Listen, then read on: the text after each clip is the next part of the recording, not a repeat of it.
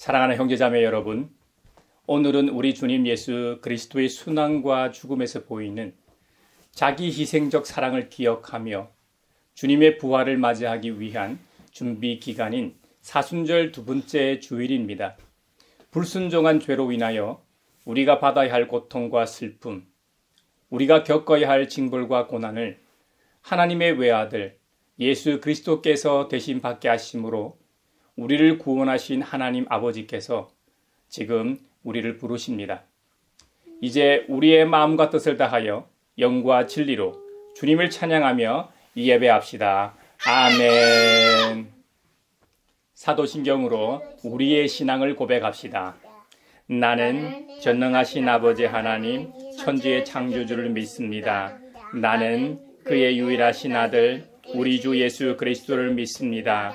그는 성령 후에 잉태되어 동정녀 마리아에게서 나시고 본디오 빌라도에게 고난을 받아 십자가에 못 박혀 죽으시고 장사된 지 사흘 만에 죽은 자 가운데서 다시 살아나셨으며 하늘에 오르시어 전능하신 아버지 하나님 우편에 앉아 계시다가 거기로부터 살아있는 자와 죽은 자를 심판하러 오십니다. 나는 성령을 믿으며 거룩한 공교회와 성도의 교제와 죄를 용서받는 것과 몸의 부활과 영생을 믿습니다. 아멘. 목소리 높여서 주 찬양하여라. 영광과 권세와 존귀와 위엄을 오늘이 다스리시는 만왕의 왕께 돌려라.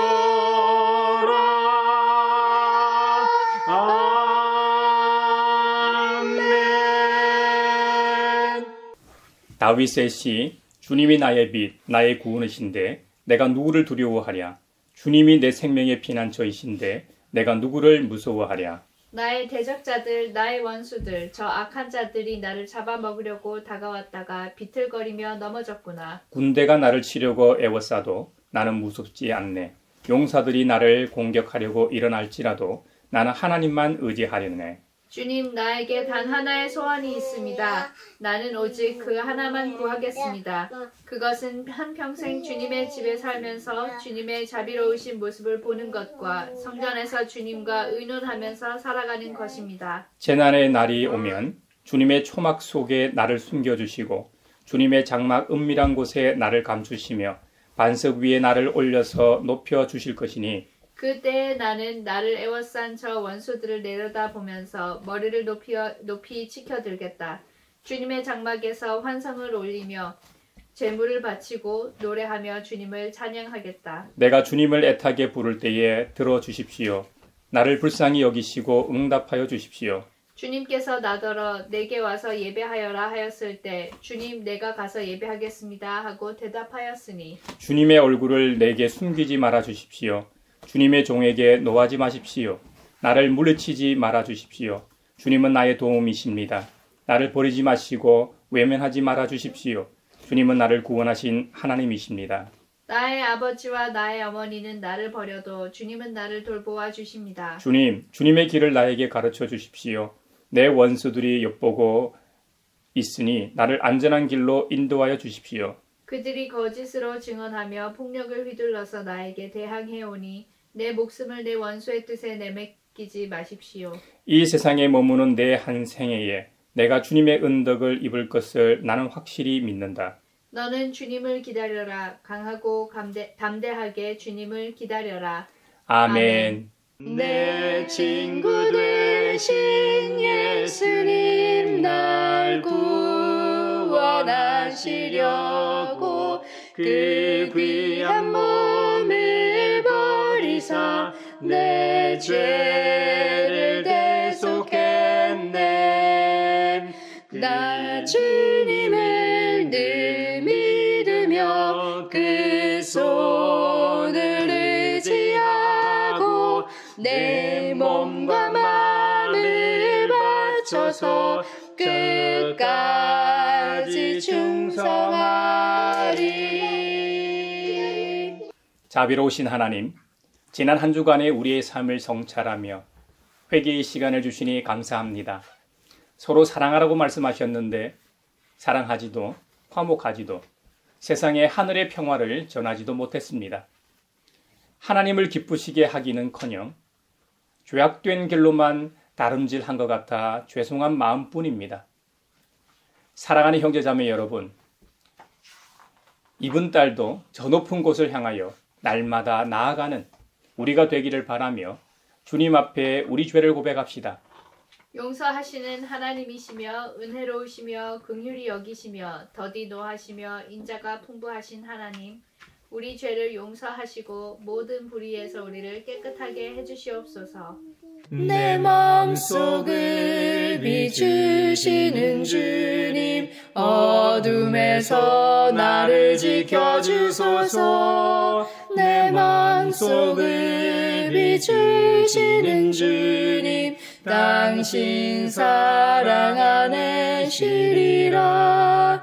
내 마음속을 비추시는 주님, 어둠에서 나를 지켜주소서. 내 마음속을 비추시는 주님, 당신 사랑 안에 쉬리라.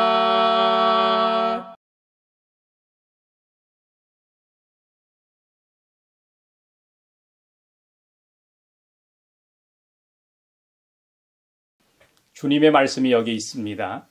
우리 중 누가 정죄의 자리에 설 수 있습니까?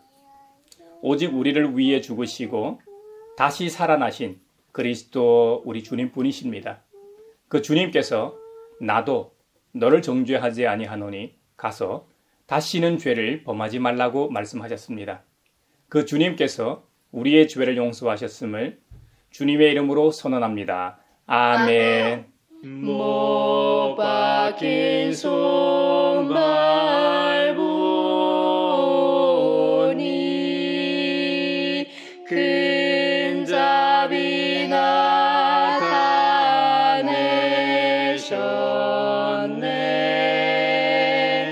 가시로 만든 면류관 우리를 위해 쓰셨네. 아멘.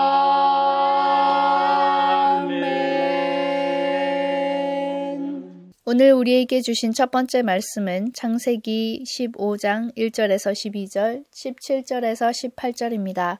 하나님의 말씀을 경청하십시오. 이런 일들이 일어난 뒤에 주님께서 환상 가운데 아브라함에게 말씀하셨다. 아브라함아, 두려워하지 말아라. 나는 너의 방패다. 네가 받을 보상이 매우 크다. 아브라함이 여쭈었다. 주 나의 하나님, 주님께서는 저에게 무엇을 주시렵니까? 저에게는 자식이 아직 없습니다. 저의 재산을 상속받을 자식이라고는 다마스쿠스 녀석 엘리에셀 뿐입니다. 주님께서 저에게 자식을 주지 않으셨으니 이제 저의 집에 있는 이 종이 저의 상속자가 될 것입니다. 아브라함이 이렇게 말씀드리니 주님께서 그에게 말씀하셨다. 그 아이는 너의 상속자가 아니다. 너의 몸에서 태어날 아들이 너의 상속자가 될 것이다. 주님께서 아브라함을 데리고 바깥으로 나가서 말씀하셨다. 하늘을 쳐다보아라. 네가 셀 수 있거든 저 별들을 세어보아라. 그리고는 주님께서 아브라함에게 말씀하셨다. 너의 자손이 저 별처럼 많아질 것이다. 아브라함이 주님을 믿으니 주님께서는 아브라함의 그런 믿음을 의로 여기셨다. 하나님이 아브라함에게 말씀하셨다. 나는 주다. 너에게 이 땅을 주어서 너의 소유가 되게 하려고 너를 바빌로니아의 우르에서 이끌어내었다. 아브라함이 여쭈었다. 주 나의 하나님, 우리가 그 땅을 차지하게 될 것을 제가 어떻게 알 수 있습니까? 주님께서 말씀하셨다. 나에게 3년 된 암송아지 1마리와 3년 된 암염소 1마리와 3년 된 순양 1마리와 산비둘기 1마리와 집비둘기 1마리씩 가져오너라. 아브라함이 이 모든 희생 제물을 주님께 가지고 가서 몸통 가운데를 쪼개어 서로 마주보게 차려놓았다. 그러나 비둘기는 반으로 쪼개지 않았다. 솔개들이 희생제물 위에 내려왔으나 아브람이 쫓아버렸다. 해가 질 무렵에 아브람이 깊이 잠든 가운데 깊은 어둠과 공포가 그를 짓눌렀다. 해가 지고 어둠이 짙게 깔리니 연기 나는 화덕과 타오르는 횃불이 갑자기 나타나서 쪼개놓은 희생제물 사이로 지나갔다. 바로 그날 주님께서 아브람과 언약을 세우시고 말씀하셨다. 내가 이 땅을 이집트 강에서 큰 강 유프라데스에 이르기까지를 너의 자손에게 준다. 아름답고 귀한 말씀 생명샘이로다. 아름답고 귀한 말씀 생명샘이로다. 오늘 우리에게 주신 두 번째 말씀은 빌립보서 3장 17절에서 4장 1절입니다. 하나님의 말씀을 경청하십시오. 형제자매 여러분, 다 함께 나를 본받으십시오. 여러분이 우리를 본보기로 삼은 것과 같이 우리를 본받아서 사는 사람들을 눈여겨보십시오. 내가 여러분에게 여러 번 말하였고 지금도 눈물을 흘리면서 말하지만 그리스도의 십자가의 원수로 살아가는 사람이 많이 있습니다. 그들의 마지막은 멸망입니다. 그들은 배를 자기네 하나님으로 삼고 자기네의 수치를 영광으로 삼고 땅의 것만을 생각합니다. 그러나 우리의 시민권은 하늘에 있습니다. 그곳으로부터 우리는 구주로 오실 주 예수 그리스도를 기다리고 있습니다. 그분은 만물을 복종시킬 수 있는 권능으로 우리의 비천한 몸을 변화시키셔서 자기의 영광스러운 몸과 같은 모습이 되게 하실 것입니다. 그러므로 사랑하고 사모하는 나의 형제자매 여러분, 나의 기쁨이요 나의 면류관인 사랑하는 여러분, 이와 같이 주님 안에 굳건히 서 계십시오. 아름답고 귀한 말씀 생명샘이로다. 아름답고 귀한 말씀 생명샘이로다. 오늘 우리에게 주시는 복음의 말씀은 누가복음 13장 31절로 35절입니다. 주님의 말씀을 경청하십시오. 바로 그때에 몇몇 바리새파 사람들이 다가와서 예수께 말하였다. 여기에서 떠나가십시오. 헤롯 왕이 당신을 죽이고자 합니다. 예수께서 그들에게 말씀하셨다. 가서 그 여우에게 전하기를 보아라, 오늘과 내일은 내가 귀신을 내쫓고 병을 고칠 것이요 사흘째 되는 날에는 내 일을 끝낸다 하여라. 그러나 오늘도 내일도 그 다음 날도 나는 내 길을 가야 하겠다. 예언자가 예루살렘이 아닌 다른 곳에서는 죽을 수 없기 때문이다. 예루살렘아 예루살렘아, 예언자들을 죽이고 내게 파송된 사람들을 돌로 치는구나. 암탉이 제 새끼를 날개 아래에 품듯이 내가 몇 번이나 내 자녀를 모아 품으려 하였더냐. 그러나 너희는 그것을 원하지 않았다. 보아라, 너희의 집은 버림을 받을 것이다. 내가 너희에게 말한다. 너희가 말하기를 주님의 이름으로 오시는 분은 복되시다 할 때가 오기까지 너희는 나를 다시는 보지 못할 것이다. 이것은 주님의 말씀입니다. 하나님 감사합니다. 아름답고 귀한 말씀 생명샘이로다. 아름답고 귀한 말씀 생명샘이로다. 사회를 위하여 기도합니다. 헌법을 무시한 비상계엄 후 100일이 지났지만 구속됐던 내란숙에는 허탈하게 풀려났고 헌재는 아직도 파면시키지 않고 있습니다. 그 사이 내란 공범들은 형사재판에 유리한 증거인멸을 했을 가능성이 높습니다. 범죄에 가담한 자들과 여당은 한마음으로 헌법을 파괴하며 버티고 있습니다. 대한민국을 긍휼히 여기시어 이번 주에 하루빨리 내란수괴가 파면되고 정권이 교체되어 이 사회에 하나님의 질서가 제자리를 찾게 하시고 시민들도 일상을 되찾게 하소서.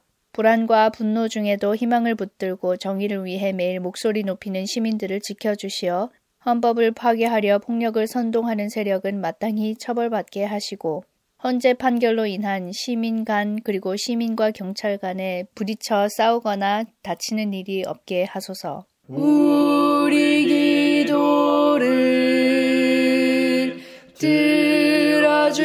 들어주시고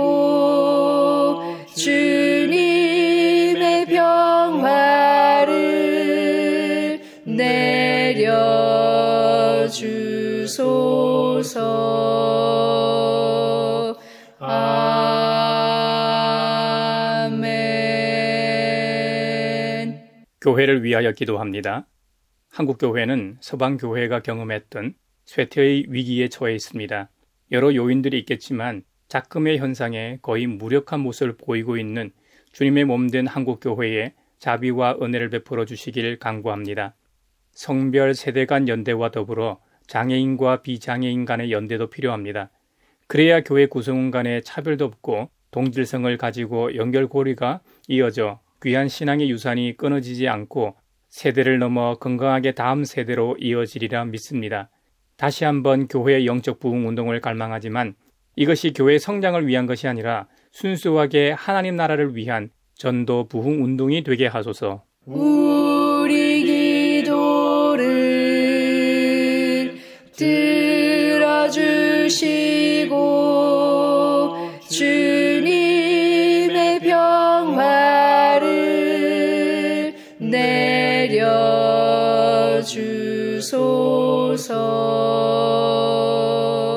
아멘.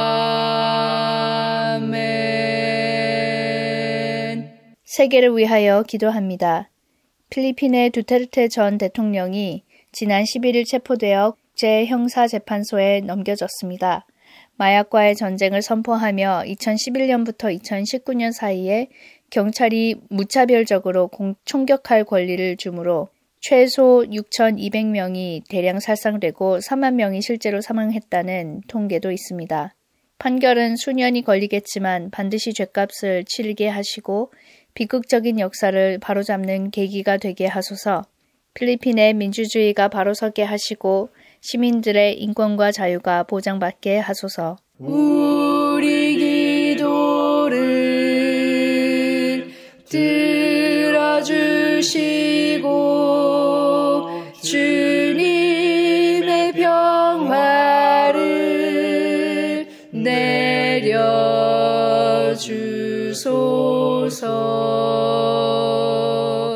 아멘.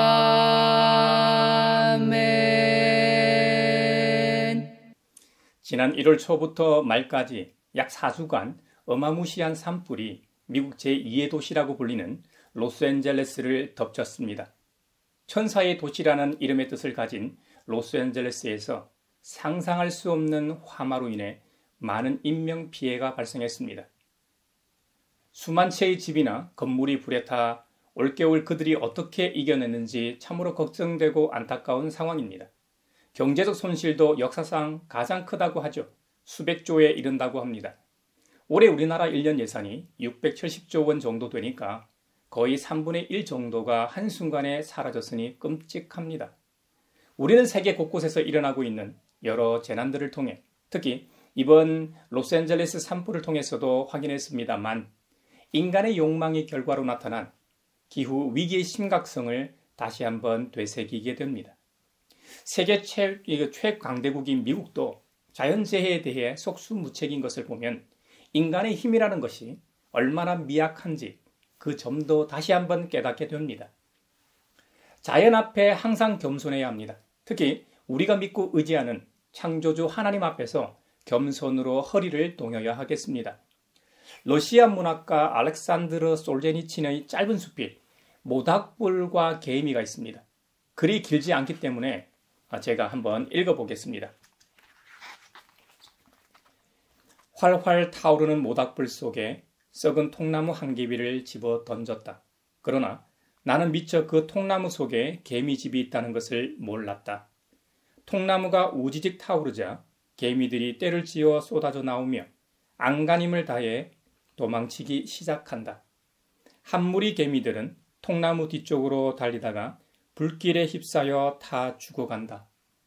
나는 황급히 불붙은 통나무를 모닥불 밖으로 끄집어냈다.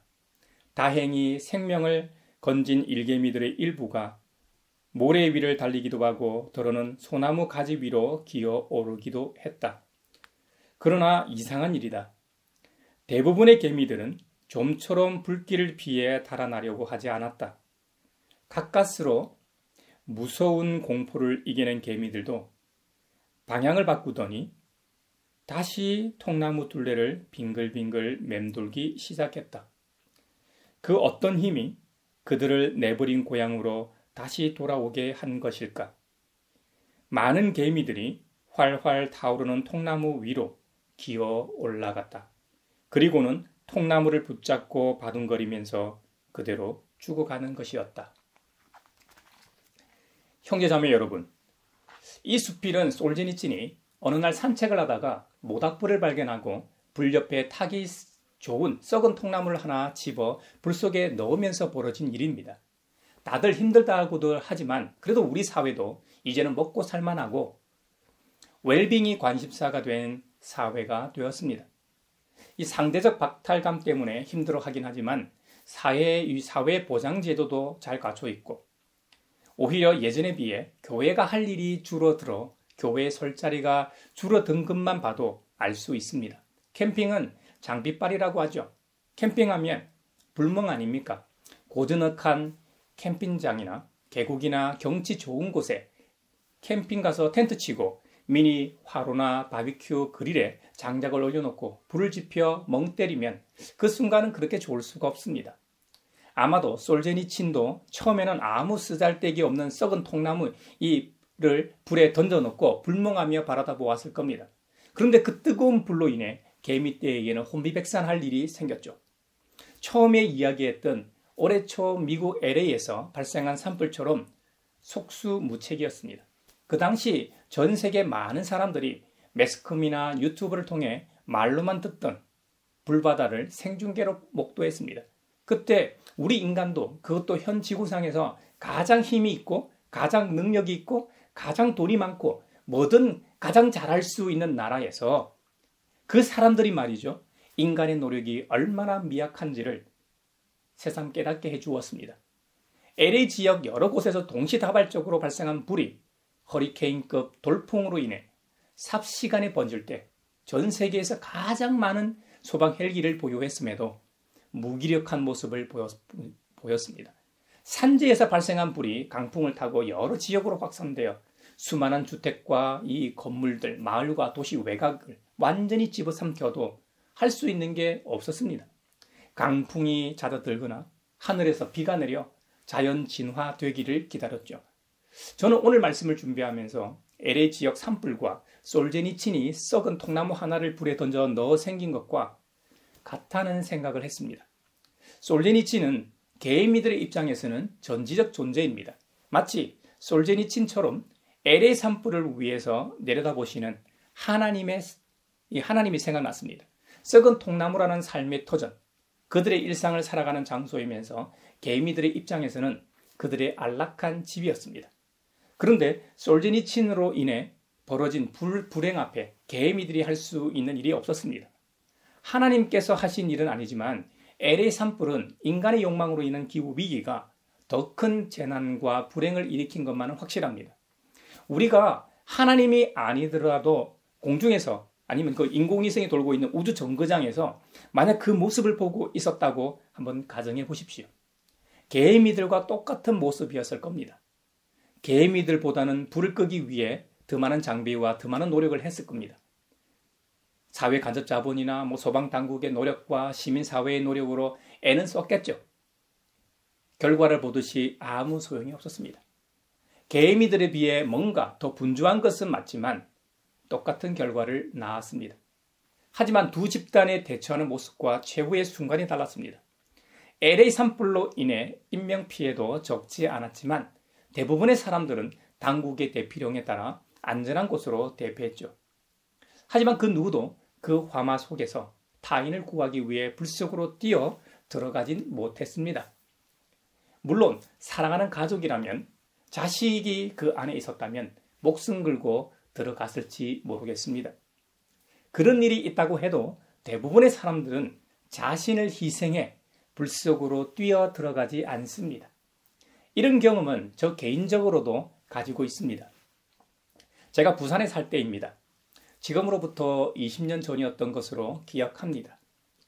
그 당시 제가 살던 집은 이런 언덕의 집들이 오밀조밀하게 모여 있고 그 사이로 구부러진 골목들이 연결된 구조였습니다. 참고로 부산은 산이 많은 도시입니다. 도시명에서도 알 수 있듯이 가마부자의 뇌산자입니다. 그러니까 바다에서 보면 이 큰 솥이 뒤집어 있는 산 모양을 하고 있는 고장이라는 의미입니다.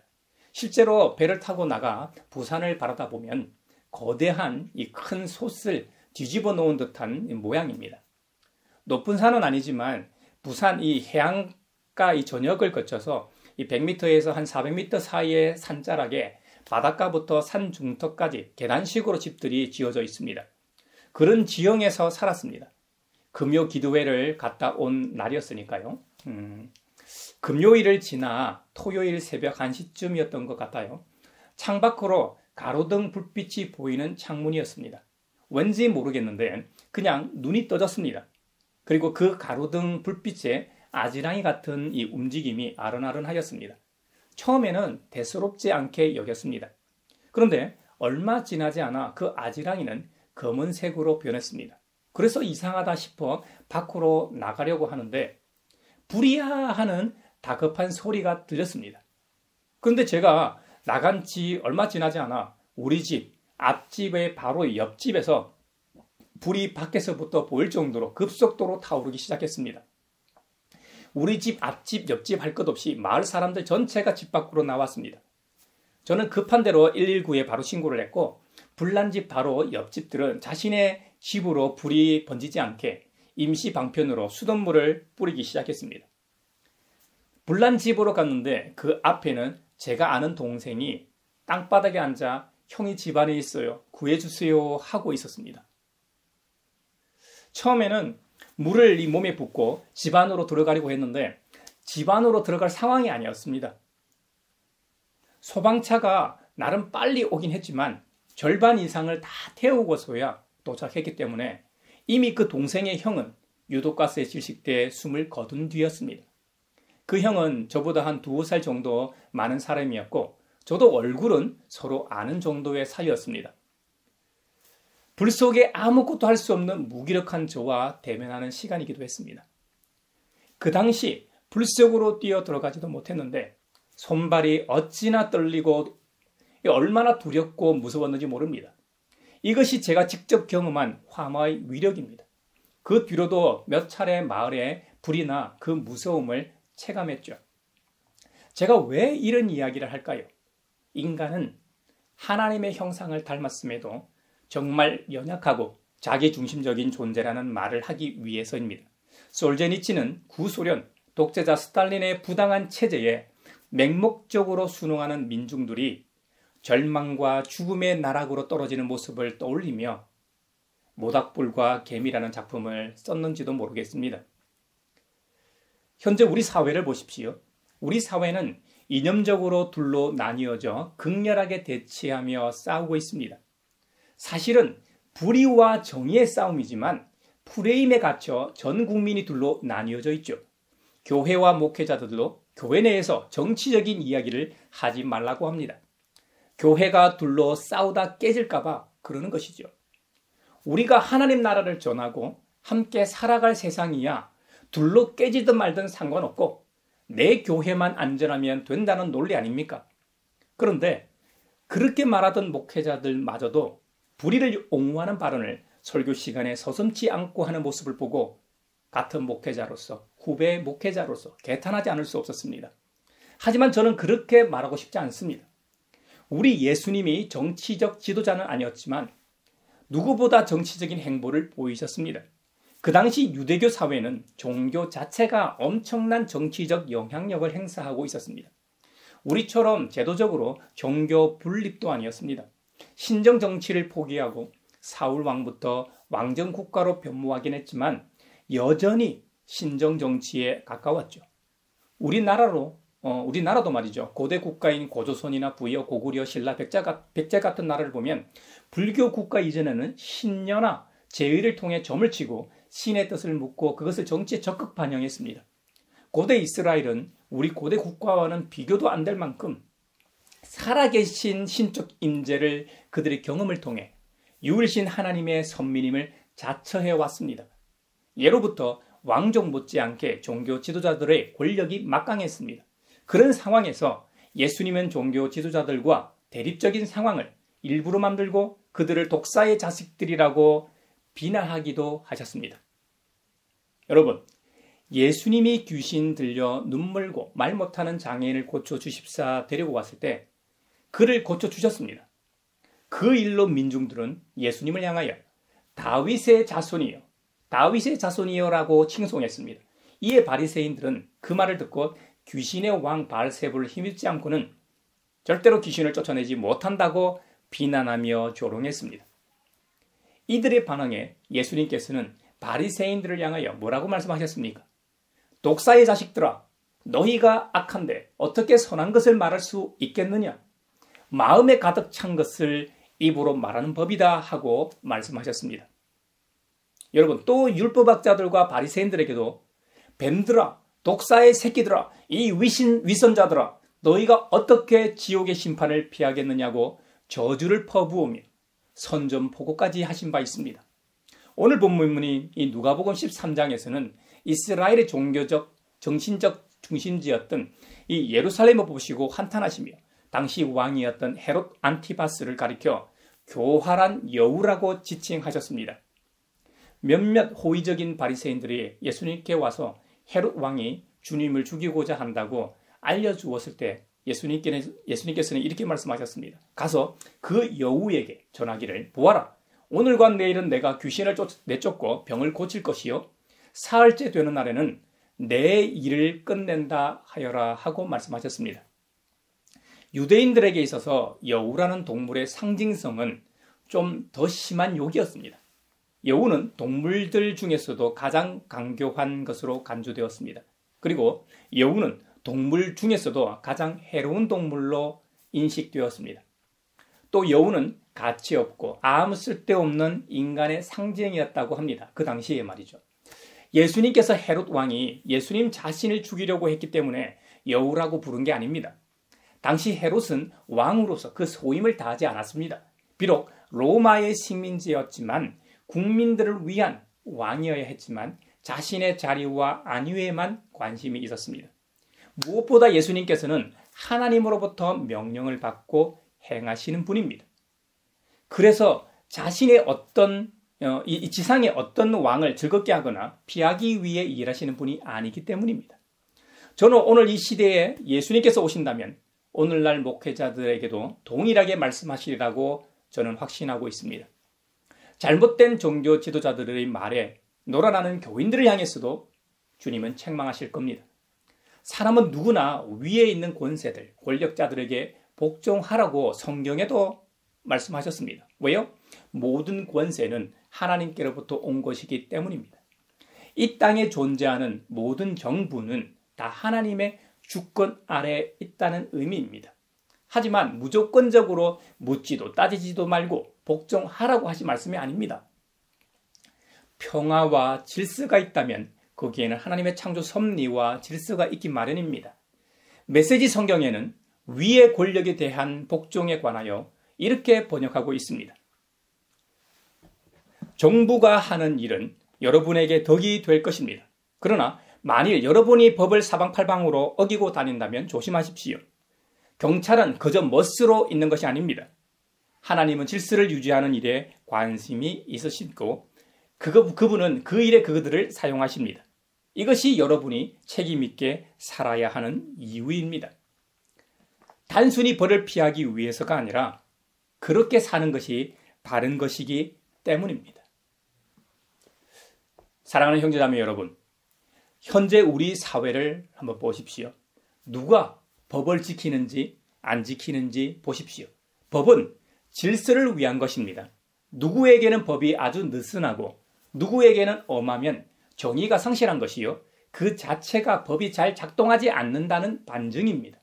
성경은 우리에게 많은 거짓 선지자가 세상에 왔기 때문에 분별하라고 경고합니다. 또 하나님의 선하시고 기뻐하시고 완전하신 뜻이 무엇인지를 분별하고도 말씀하셨습니다. 하나님의 선하시고 기뻐하시고 완전하신 뜻은 성경에 잘 기록되어 있습니다. 오늘날 한국교회가 소멸하고 있는 이유는 하나님의 선하시고 기뻐하시고 온전하신 뜻대로 살지 않기 때문입니다. 기독교 정당을 만들어 정치하라는 말이 아닙니다. 한 교회의 구성원인 성도들이 담임 목사를 청빙하고 항종직을 선출하는데 참여하듯이 한국 사회에서 살아가는 그리스도인들도 누구를 대통령으로 뽑고 누구를 우리 지역을 대표하는 국회의원으로 뽑느냐가 바로 신앙생활인 동시에 정치 활동입니다. 우리 지역 자치구의 시장이나 구청장, 시의원, 구의원을 잘 뽑아야 합니다. 교육감을 잘 뽑아야 우리 자녀들이 안정되고 미래지향적인 교육 환경에서 건강한 시민으로 성장할 수 있습니다.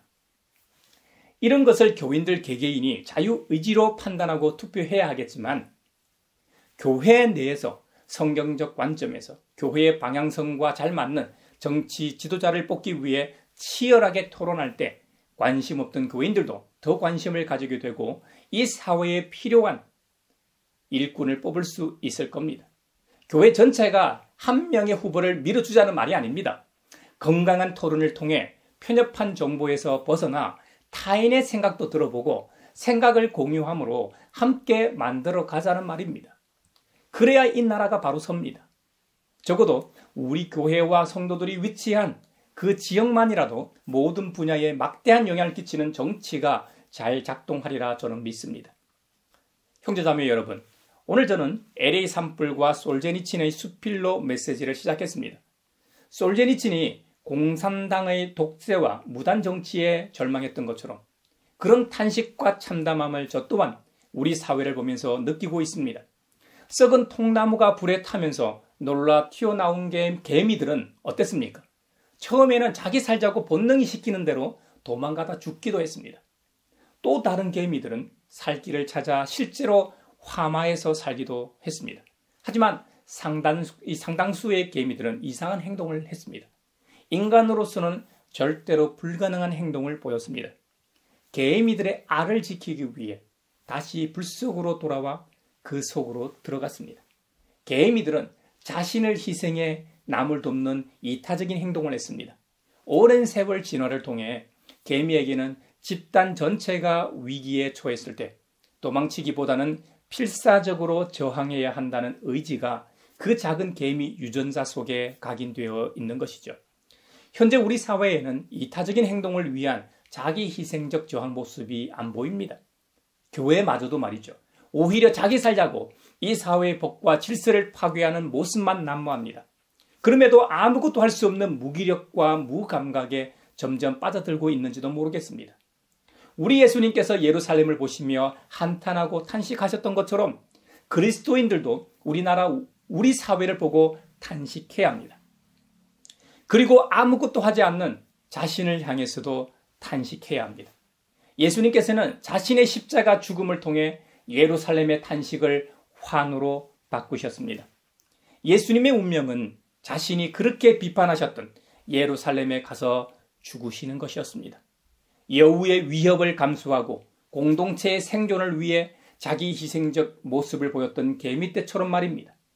예수님의 이 십자가의 길은 평화의 길이요, 하나님 나라로 통하는 길입니다. 예수님께서는 혼자 이스라엘 민족과 성전에 예고하신 재난을 오롯이 혼자서 짊어지려 하십니다. 하지만 우리는 예수님이 아니기 때문에 개미떼처럼 우리의 힘을 모으고 하늘의 전능한 힘을 의지해 함께 이 사회를 위해, 이 나라를 위해 우리 각자의 십자가를 지고 주님을 따라야 합니다. 형제자매 여러분, 우리의 시민권은 하늘에 있습니다. 미국 시민권을 가지고 있는 사람들이 이 땅에서 얼마나 당당하게 살아갑니까? 미국 시민은 어떤 위협과 어떤 어려움에도 반드시 국가가 책임을 집니다. 또 그런 믿음이 있습니다. 그래서 미국 시민권에 대한 열망이 강한 것입니다. 미국 시민권이 이럴진데 하나님 나라의 시민권은 오죽하겠습니까? 영원한 하늘 시민권자로서 하나님의 선하시고 기뻐하시고 온전하신 뜻에 따라 살아가는 사순절 두 번째 주간이 되길 바랍니다.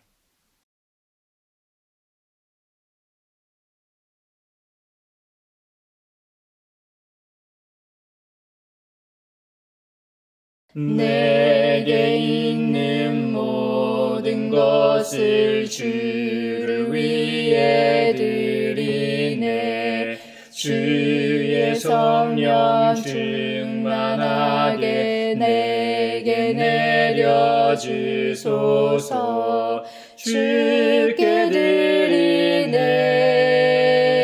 주께 드리네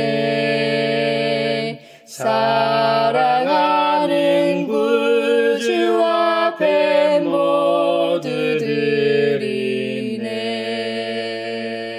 아멘.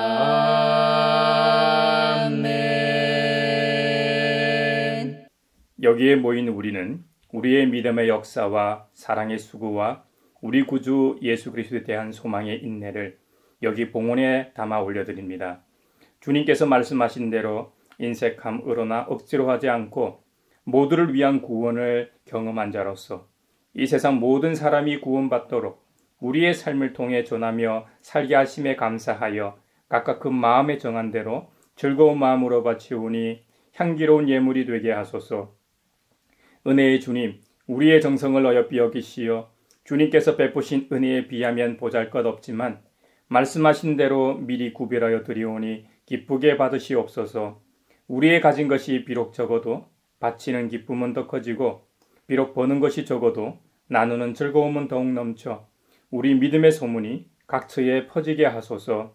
우리 주님 예수 그리스도의 이름으로 감사하며 기도하옵나이다. 아멘. 구원자 주 예수 하나님의 아들 귀하신 어린 양 메시아 거룩하신 하나님. 오 하나님 감사해 독생자 주시고 또 성령님 보내사 주의 일을 이루시네. 서로 평화 인사를 나누겠습니다. 주님의 평화를 빕니다. 주님의 평화를 빈다. 주님의 평화가 여러분과 함께 하시길 바랍니다. 이제 축도하겠습니다. 우리를 하나님 나라의 백성으로 부르신 하나님께서 여러분에게 복의 복을 내려주셔서 언제 어디서나 여러분을 지키시기를 원하며 주님께서 그분의 인자한 얼굴을 여러분과 여러분의 자녀와 그 가정에 비추사 필요에 따라 물질과 건강과 은혜 베푸시기를 원하며 주님의 몸된 하나의 거룩하고 보편적인 사도적인 모든 교회와 함께 하시길 원하며 이 시간에도 하나님 나라와 예수 그리스도 복음 전파를 위해 애쓰며 수고하고 있는 모든 선교사들과 함께 하시길 원하며 오늘 말씀처럼 자기 희생적 사랑을 보이신 주님의 본을 받아 이타적 신앙을 일상에서 실천하고자 세상으로 나아가는 사람들 위에 평강 주시기를 성부와 성자와 성령의 이름으로 축원하옵나이다. 아멘.